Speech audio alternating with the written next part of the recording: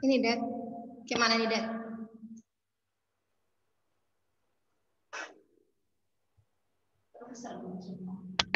Besar gini. Jadi? Oh iya. Ini. Oh. Siapa?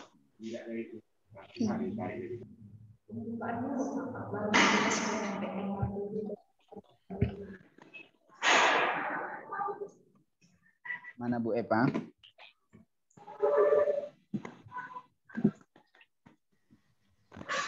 Oh. Bisa Bu Eva? Oke, Pak, bisa. Ya, dimulai aja Bu. Baik, Assalamualaikum warahmatullahi wabarakatuh. Selamat pagi Bapak Ibu agama hebat, Bapak Ibu guru agama hebat. Selamat pagi Bu. Ya.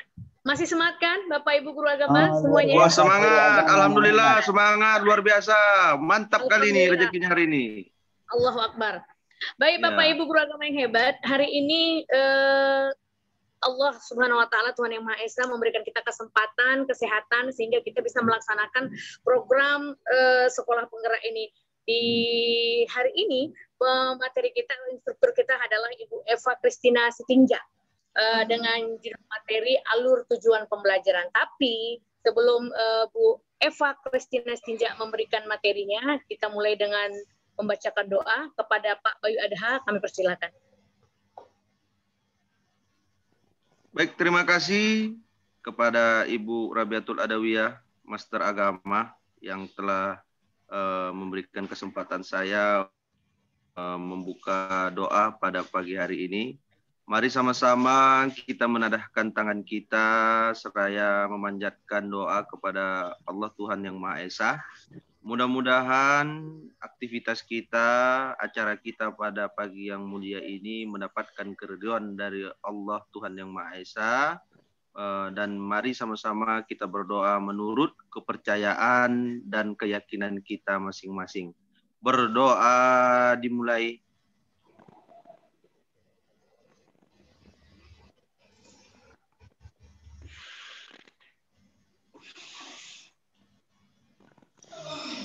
Berdoa selesai. Baik, saya kembalikan kepada moderator Ibu Rabiatul Adawiyah, Master Agama. Ya, terima kasih Pak Bayu Adha. Alhamdulillah, semoga Allah mengijabah doa-doa kita dan semua dimudahkan oleh Allah SWT. Oke, masuk kita ke season selanjutnya adalah materi yang akan disampaikan oleh Ibu Eva Kristina Sitinja. Kami persilakan dengan judul materi Guru Agama yang Hebat. Judul materi kita hari ini adalah alur tujuan pembelajaran. Kami persilakan Ibu Eva. Ya, terima kasih buat Ibu Rabiatul sebagai moderator. Selamat pagi buat Bapak Ibu guru agama yang hebat sekali ini pada hari ini, masih semangat ya untuk mengikuti materi saat ini yang saya jelaskan mengenai alur tujuan pembelajaran. Nah, sebentar ya Bapak Ibu, saya akan men-sharekan PowerPoint saya mengenai alur tujuan pembelajaran. Di sini saya membahas mengenai konsep tujuan pembelajaran itu apa. Bisa dilihat Bapak Ibu? Kelihatan Bapak Ibu, Pak Ali, Pak Bayu, Ibu Rabiatul? Belum ada muncul, sabar ya Bu ya. Oke, sudah Bu, sudah. Sudah ada yang muncul, oke. Oke, ya. Oke, nanti saya akan memberikan tugas kepada Bapak Ibu mengenai alur tujuan pembelajaran yang sudah saya jelaskan, ya. Ibu Siti belum masuk ya?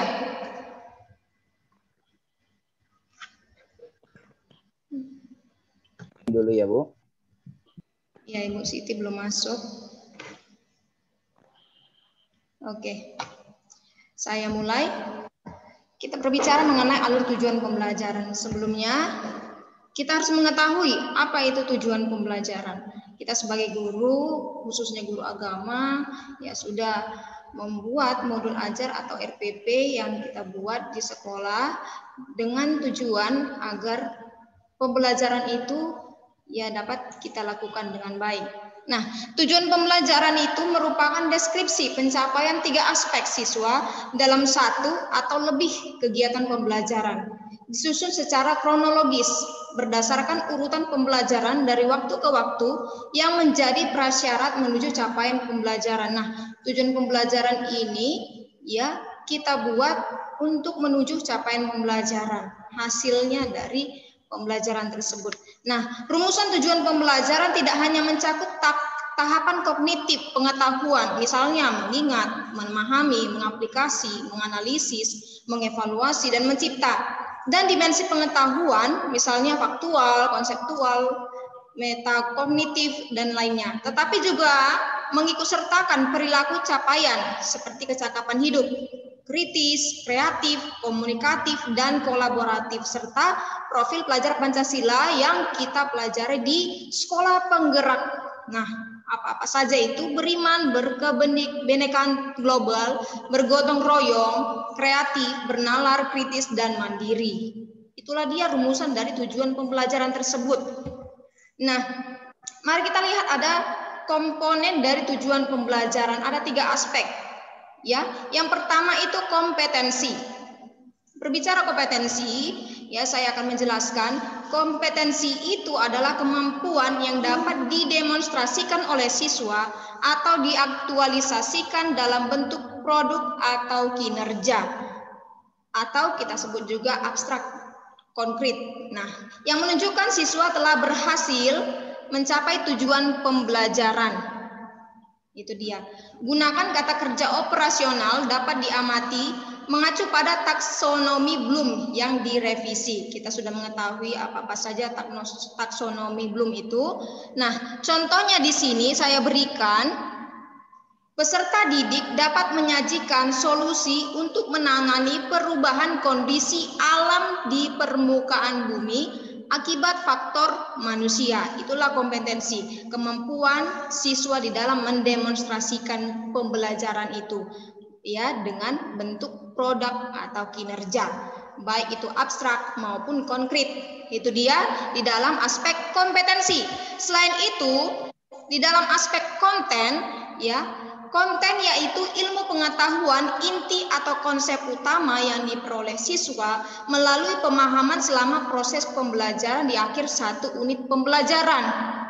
Kita misalkan, apa ilmu pengetahuan inti atau konsep utama yang perlu dipahami di akhir 1 unit pembelajaran? Itu dia. Pertanyaan apa yang perlu dijawab siswa setelah mempelajari unit tersebut? Ya, contohnya perubahan kondisi alam di permukaan bumi akibat faktor manusia.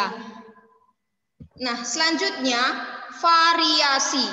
Variasi adalah sebuah keterampilan berpikir apa saja yang perlu dikuasai siswa untuk dapat mencapai tujuan pembelajaran. Penggunaan keterampilan berpikir kreatif, kritis, dan tingkat tinggi seperti mengevaluasi, menganalisis, memprediksi, menciptakan, dan lain sebagainya. Itulah dia di dalam variasi. Nah, saya menyebutkan ini KKV, kompetensi, konten, dan variasi. Itulah dia 3 konsepnya yang sudah saya jelaskan. Keterampilan berpikir apa saja yang perlu dikuasai siswa di dalam variasi ini untuk dapat mencapai tujuan pembelajaran. Nah, mereka menggunakan keterampilan berpikir yang bervariasi, terutama HOTS. Itu dia. Contohnya, siswa menganalisa hubungan antara kegiatan manusia dengan perubahan alam di permukaan bumi dan menarik kesimpulan penyebab-penyebab utamanya. Di mana untuk bisa menganalisa hubungan dan menarik kesimpulan, peserta perlu mengetahui, memahami, mengaplikasi materi tersebut. Nah, tujuan pembelajaran yang saya sudah jelaskan tadi memuat 3 aspek yang telah dijelaskan itu, yaitu pertama contohnya, ya kita ambil pelajaran dari IPA, mungkin menjelaskan hukum Newton dengan menggunakan kata-kata sendiri dan menceritakan fenomena dalam keseharian yang menggambarkan hukum Newton. Itu dia. Nah, menjelaskan ini adalah kompetensi. Tadi sudah saya terangkan, kompetensi itu adalah kata kerja yang menunjukkan keterampilan aksi, menjelaskan. Sedangkan hukum Newton itu adalah konten, materi yang dipelajari. Itu dia. Nah, selanjutnya menggunakan kata-kata sendiri. Menggunakan kata-kata sendiri itu termasuk di dalamnya itu adalah variasi, penggunaan keterampilan berpikir kreatif, kritis, dan tingkat tinggi. Ada lagi contohnya saya buat, yaitu yang kedua, merancang solusi untuk menyelesaikan permasalahan dalam bidang konservasi energi dalam skala rumah tangga. Nah, merancang ini termasuk di dalam kompetensi, sedangkan solusi itu termasuk di dalam konten, ya. Menyelesaikan permasalahan itu termasuk di dalam variasi. Itulah dia penjelasan saya mengenai konsep dari tujuan pembelajaran. Nah, saya memberikan bagi Bapak Ibu guru agama yang hebat-hebat ini, memberikan tugas, ya, saya menunggu nanti beberapa menit. Buatlah contoh tujuan pembelajaran dengan memuat 3 aspek. Buatlah contoh tujuan pembelajaran dengan memuat 3 aspek yang telah saya jelaskan tadi.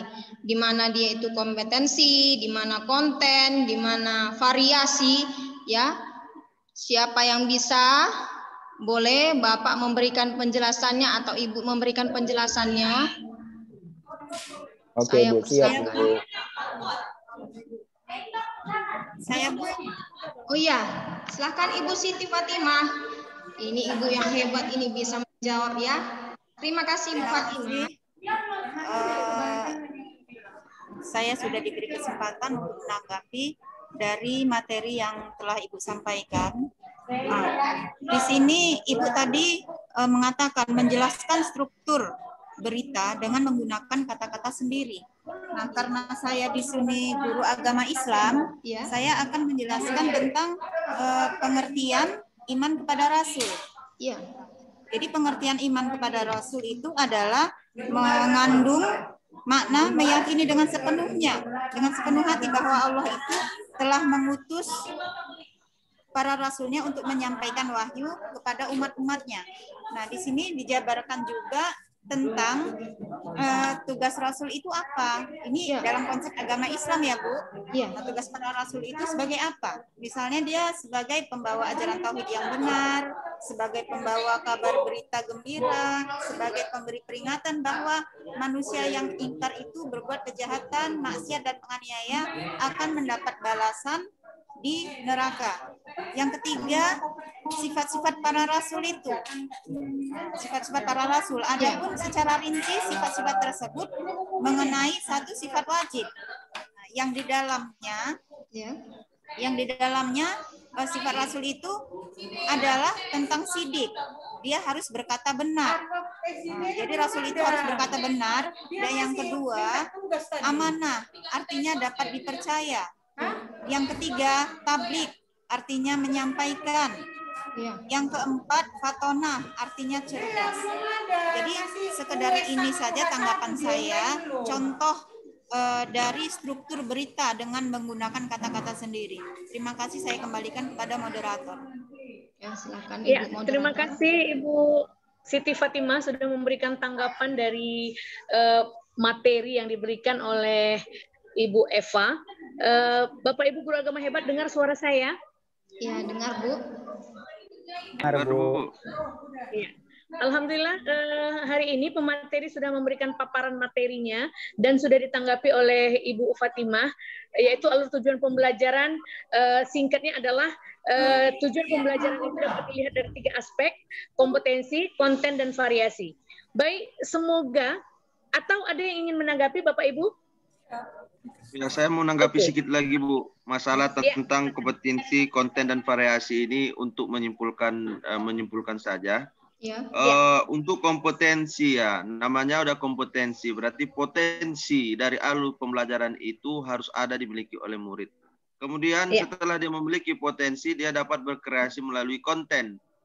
Kemudian dengan adanya konten tersebut, maka dia memiliki variasi-variasi yang mampu menarik daya tarik orang lain untuk mencapai dari alur pembelajaran tersebut. Mungkin dari saya itu saja, Bu, untuk masukannya. Ya, terima kasih Pak Bayu Adha, komentar atau tanggapan yang begitu luar biasa, yang bisa memberikan masukan kepada kita semua, bahwasanya alur tujuan pembelajaran itu harus berkaitan 3 aspek tadi, kompetensi, aksi, konten, konsep utama, dan variasi, yaitu keterampilan dalam berpikir.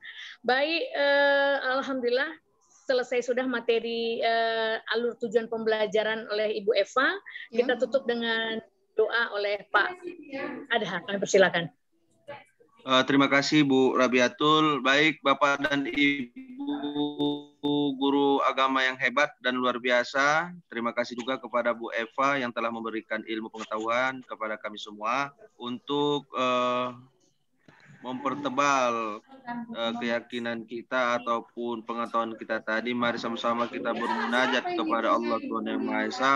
Semoga pembelajaran atau pertemuan kita pada hari ini mendapatkan keridhaan, dan semoga kita semakin baik lagi ke depannya. Apalagi kita adalah seorang tim pengajar gugus yang paling depan untuk mencerdaskan generasi bangsa. Mari sama-sama kita mengadahkan tangan kita, seraya berdoa, mudah-mudahan kita selalu dalam keadaan sehat walafiat. Berdoa menurut keyakinan dan kepercayaan masing-masing. Berdoa dimulai.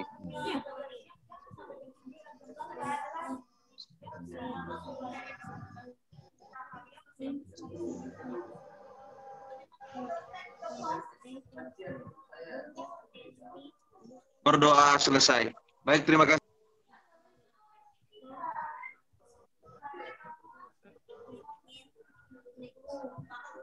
Ya, Ibu moderator, Ibu Rabiatul. Ya, terima kasih Pak Bayu Adha. Cukup sekian. Semoga Allah mendengarkan doa-doa kita. Sampai di sini pertemuan kita pada hari ini dengan pemateri Ibu Christina Sitinjak. Terima kasih, dan buat guru-guru agama hebat semuanya. Semoga kita tetap senantiasa sehat. Assalamualaikum warahmatullahi wabarakatuh. Waalaikumsalam warahmatullahi wabarakatuh. Waalaikumsalam warahmatullahi wabarakatuh. Langsung saja kepada Bu Siti Fatimah. Materinya ada Bu, atau langsung aja Bu secara ceramah aja, gimana Bu? Langsung ya Pak. Mentornya siapa? Apanya siapa Bu? Ini moderatornya Pak Ali. Saya. Yang bertanya Ibu Eva Christina, yang menanggapi Ibu Rabiatul Adawiyah, dan yang berdoa Pak Bayu Adha Siregar. Mak, semua yang borong doa. Tukar gantian aja lah. Pak Bayu sebagai moderator.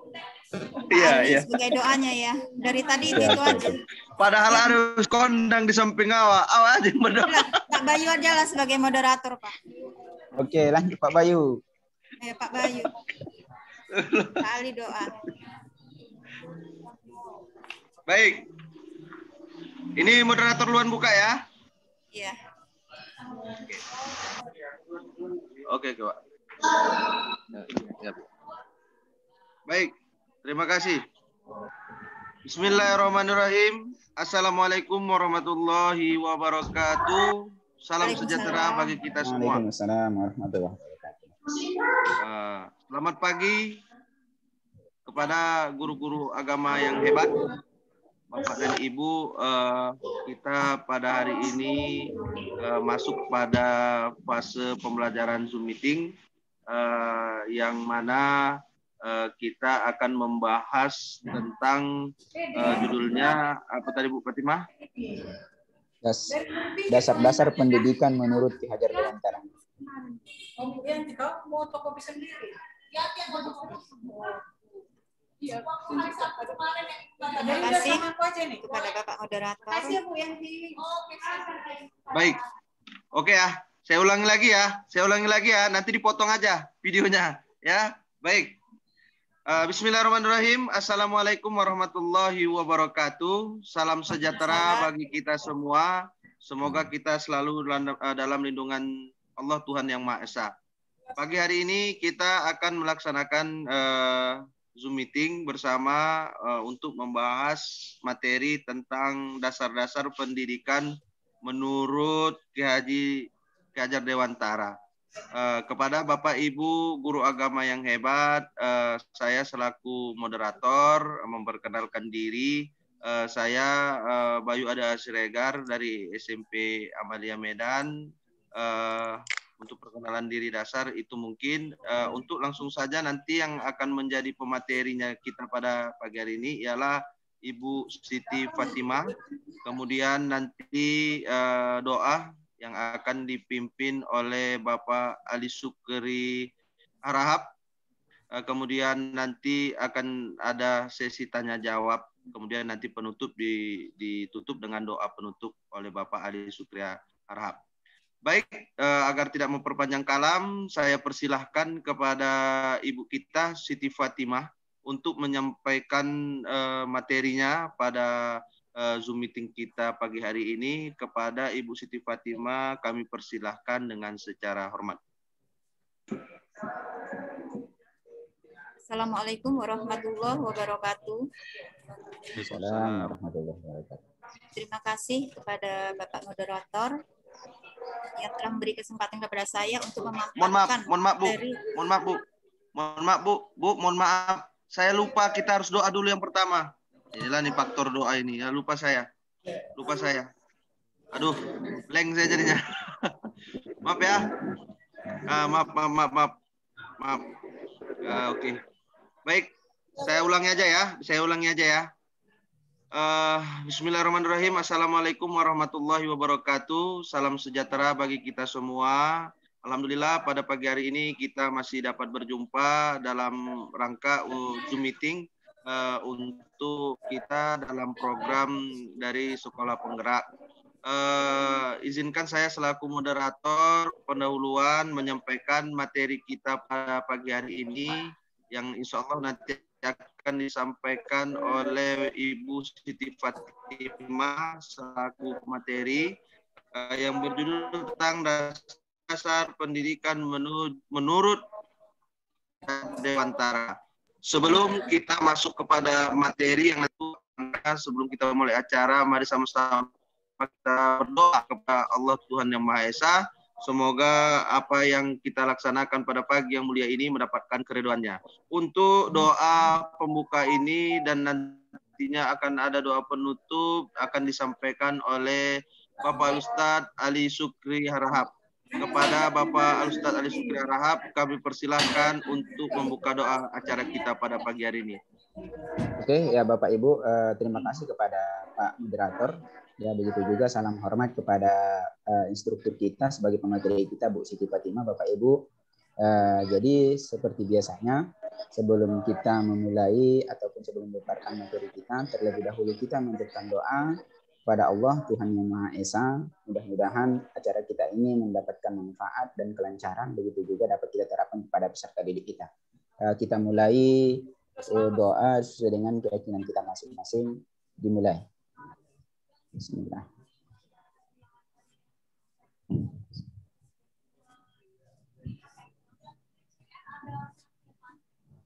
Doa selesai.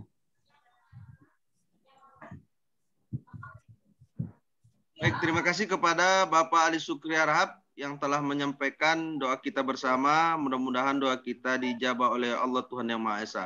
Baik, langsung saja kita ke pemateri kita, yaitu Ibunda Siti Fatimah dengan judul materi Dasar-Dasar Pendidikan Menuju Ki Hajar Dewantara. Kepada Ibunda Siti Fatimah kami persilahkan dengan segala hormat untuk menyampaikan. Terima kasih kepada Bapak Moderator yang telah memberikan kesempatan kepada saya untuk memaparkan tentang pendidikan yang memerdekakan. Di sini saya mengambil tentang dasar-dasar pendidikan menurut Ki Hajar Dewantara. Nah, menurut Ki Hajar Dewantara, dasar-dasar pendidikan itu terbagi kepada 8. Yang pertama, arti dan maksud pendidikan. Kata pendidikan dan pengajaran selalu seiring sejalan. Kenapa saya katakan demikian? Sebenarnya gabungan kedua kata itu dapat mengeruhkan pengertian yang asli. Jadi yang sebenarnya yang dinamakan pengajaran yaitu merupakan salah satu bagian dari pendidikan. Maksudnya apa? Pengajaran itu tidak lain adalah pendidikan dengan cara memberi ilmu atau berfaedah untuk hidup anak-anak baik lahir maupun batin. Yang kedua, hanya tuntunan dalam hidup. Artinya bahwa hidup tumbuhnya anak-anak terletak di luar kecakapan atau kehendak kita kaum pendidik. Anak-anak itu sebagai makhluk, manusia dan benda hidup sehingga mereka hidup dan tumbuh dan harus kita jaga dan kita kembangkan. Yang ketiga, perlukah tuntunan pendidikan itu terhadap anak-anak? Nah, ini nanti kita ulas kembali. Yang keempat, dasar jiwa anak dan kekuasaan pendidikan. Di sini ada 3 aliran yang berhubungan dengan soal daya pendidikan. Yang pertama, anak yang lahir seperti kertas putih yang belum ditulis, sehingga pendidiklah yang mengisi kertas itu. Yang kedua, aliran negatif yang berpendapat bahwa anak itu lahir sebagai sehelai kertas yang sudah ditulis sepenuhnya, sehingga kitalah, gurulah atau pendidik dari siapapun tidak dapat mengubah karakteristik anak itu karena memang sudah ada. Yang ketiga, aliran yang terkenal nama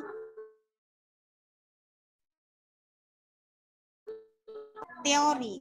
Melahirkan itu diumpamakan sebagai sehelai kertas yang ditulis penuh, tetapi semu.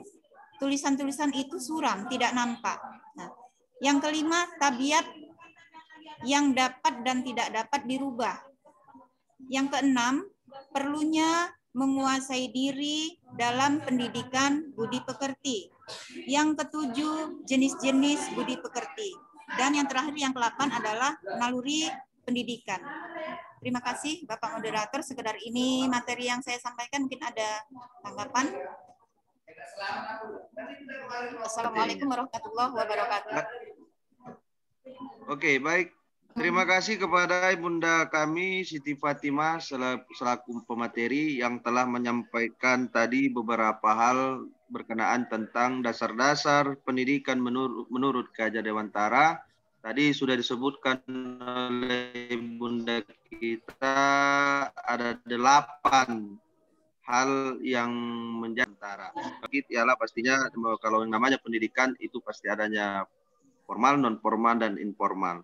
Baik, untuk semakin panas lagi diskusi kita pada pagi hari ini, semakin berkembang lagi kepada Bapak ataupun Ibu pada acara kita pagi ini, kira-kira ada yang ingin bertanya berkenaan tentang yang disampaikan Ibunda Siti Fatimah, kami persilahkan ya kepada Ibu ataupun Bapak yang ingin bertanya berkenaan tentang dasar-dasar pendidikan menurut Gajah Dewantara. Kami persilahkan kepada Bapak Ibu yang ingin bertanya, kami persilahkan. Ya. Kira-kira ada Bu? Ada Pak, ada. Saya. Yang mana itu Bu? Ibu Eva Kristina. Saya kurang jelas. Eva Kristina Stinja. Ya, makasih Pak Bayu. Terima kasih buat waktu dan kesempatannya. Saya mau bertanya tentang apa-apa saja jenis budi pekerti yang Ibu jelaskan di materi yang Ibu sudah paparkan tadi. Ya, itu pertanyaan dari saya. Oke, baik. Terima kasih kepada Ibu Eva Kristina Stinja yang telah melontarkan pertanyaannya. Sebelum dijawab oleh mentor kita Ibu Siti Fatimah, kepada Bapak ataupun Ibu yang mau menanggapi dari pertanyaan Ibu Eva Kristina, silakan, kami persilakan kepada Bapak Ibu yang ingin menanggapi sebelum nantinya akan ditanya atau dibulatkan oleh Ibunda kita Siti Fatimah. Ayo Bu, yang ingin menanggapinya. Pertanyaan dari Bu Eva, kami persilahkan. Ya baik Pak Bayu, mungkin saya sedikit ingin menanggapi tentang mungkin tadi macam atau contoh-contoh budi pekerti ya Bu Eva ya. Ya, contoh-contoh budi pekerti yang merujuk kepada profil pelajar Pancasila mungkin ini akhirnya tujuannya. Yaitu yang pertama sekali adalah sikap penghargaan terhadap setiap manusia. Itu contoh satunya. sikap dari anak didik kita terhadap penghargaan terhadap sesama manusia. Terima kasih ketika ditolong mengucapkan terima kasih, atau pertolongan mengucapkan kata-kata tolong. Itu salah satu sikap atau contoh yang menunjukkan kepada budi pekerti. Selanjutnya yang kedua adalah penghargaan terhadap interaksi kepada orang lain. Artinya ketika orang lain ingin membutuhkan walaupun kita tidak diminta tolong, kita langsung care. Ya, intens. Nah, lalu selanjutnya adalah sikap tenggang rasa, adil, sopan, dan ramah. Artinya ketika kita bertemu, walaupun tidak mengucap atau menyapa dalam salam, mengucap salam, tidak ada salahnya kita senyum atau sapa selamat pagi, assalamualaikum, ya itu dia ya, tenggang rasa, adil, sopan, dan ramah. Selanjutnya adalah sikap demokratis. Ternyata sikap demokratis ini merupakan salah satu adalah contoh dari budi pekerti yang dicontohkan oleh negara kita. Dan memang disuruh teladani oleh Rasul ya, demokratis, musyawarah itu adalah merupakan sikap budi pekerti yang baik. Lalu penghormatan terhadap orang lain dan keluarga, menghormati orang yang lebih tua, menyayangi orang yang lebih muda, dan menghargai sesama. Nah, itu dia salah satu bermacam-macam dari budi pekerti. Mungkin itu saja Pak Adha dari saya. Oke. Baik, terima kasih kepada Ibu Rabiatul Adawiyah yang telah memberikan tanggapannya dari pertanyaan Ibu kita Eva Kristina Stinjak. Baik, sebelum kita berakhir, saya akan menyimpulkan materi kita pada pagi yang bahagia ini berkenaan tentang dasar-dasar pendidikan menurut Hajar Dewantara. Kesimpulan yang dapat kita ambil di sini ialah sebagaimana yang telah disampaikan juga oleh Ibu Rabiatul Adawiyah berkenaan tentang dasar pendidikan ialah menumbuhkan rasa penghargaan kepada orang lain, kepada yang lebih tua darinya, kemudian kepada yang lebih muda darinya. Bahasa kesimpulannya ialah menanamkan rasa kasih dan sayang. Kemudian penghargaan terhadap interaksi orang lain, yaitu argumen. Menghargai argumen orang lain, menumbuhkan rasa menghargai argumen, interaksi ya. Kemudian yang ketiga, sikap tenggang rasa. Yang keempat tadi sikap demokrat yang pendidikan yang diterapkan oleh guru besar kita yaitu Ki Hajar Dewantara. Mungkin itu saja kesimpulan kita pada hari ini berkenaan tentang materi dasar-dasar pendidikan menurut Ki Hajar Dewantara. Sebelum kita akhiri acara ataupun Zoom meeting kita pada pagi hari ini, nantinya akan disampaikan doa penutup kepada Bapak Ustadz Ali Syukri Harahap. Semoga kita mendapatkan ilmu yang cukup, kemudian mendapatkan kesehatan pastinya, nantinya akan disampaikan oleh Pak Ali Syukri Harahap. Kepada Pak Ali Syukri, untuk doa penutupnya kami persilakan dengan segala hormat. Oke, terima kasih kepada Pak Bayu Adoha yang memperkenalkan kepada saya untuk membawakan doa di acara penutup kita. Jadi di sini kita sama-sama menajatkan kepada Allah Tuhan Yang Maha Esa, mudah-mudahan di kegiatan kita di penutup ini mendapatkan ilmu yang bermanfaat yang dapat kita terapkan dan aplikasikan kepada peserta didik kita. Sama-sama kita berdoa sesuai dengan menurut keyakinan kita masing-masing. Dimulai. Bismillah. Bismillah.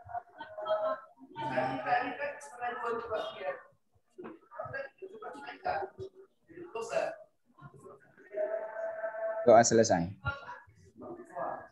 Baik, terima kasih kepada Bapak Ali Syukri yang telah membacakan doa penutup. Maka berakhirlah acara Zoom meeting kita pada pagi hari ini. Semoga bermanfaat kepada Bapak Ibu. Semoga kita sehat semua dan kita dalam lindungan Allah Tuhan Yang Maha Esa. Akhirul kalam, assalamualaikum warahmatullahi wabarakatuh. Waalaikumsalam warahmatullahi wabarakatuh. Baik, udah mantap. Udah siap ya?